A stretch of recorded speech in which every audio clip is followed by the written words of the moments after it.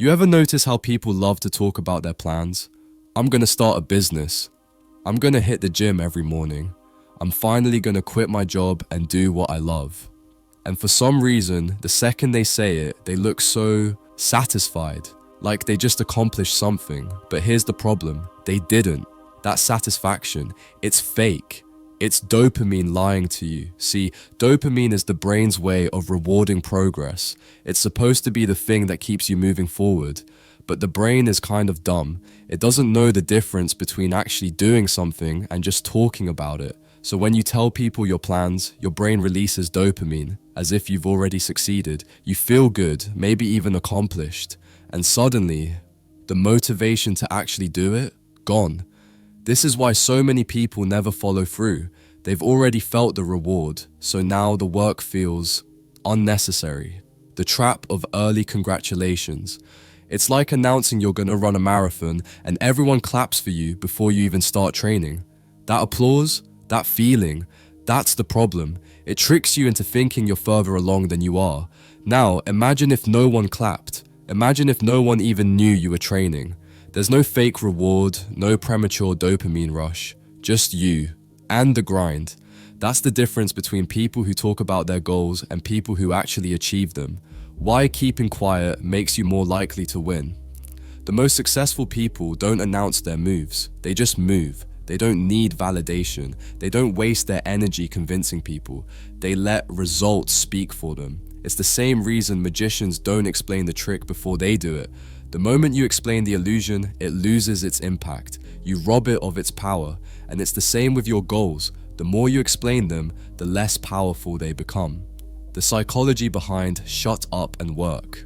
Now, some people might say, but sharing my goals keeps me accountable. No, it doesn't. Studies show that announcing your goals actually reduces your chances of completing them because your brain mistakes the announcement for progress. In other words, when you talk about your plans, you create an illusion of movement, but in reality, you're standing still. The real accountability, it's in doing the work, not in broadcasting your intentions. How to actually stay motivated. Alright, so if talking about your goals kills motivation, what's the alternative? Simple. Keep it to yourself. Make progress before you talk. Let people notice your growth instead of hearing about your plans. Think of it like a TV series. If a show just tells you what's going to happen in every episode, would you still watch? Probably not. The suspense, the build-up, that's what makes it interesting. It's the same with your goals. The mystery of what you're working on, that's what makes it real. But what about support and encouragement? Now, some of you might be thinking, but I need support, I need encouragement. And yeah, I get it. We're human, we crave validation. But here's the thing, real support comes from results. When you start actually achieving things, people will notice. And their reactions will be 10x more genuine than the forced enthusiasm you get when you just talk about your plans. Instead of forcing people to believe in your vision, let them see it for themselves. The one rule to follow, if you really feel like you need to talk about your goals, here's a rule. Only talk about what you've already done, not what you're planning to do. For example, instead of saying, I'm gonna write a book, say, I wrote 10 pages today. Instead of saying, I'm starting a business, say, I made my first $100 online. See the difference?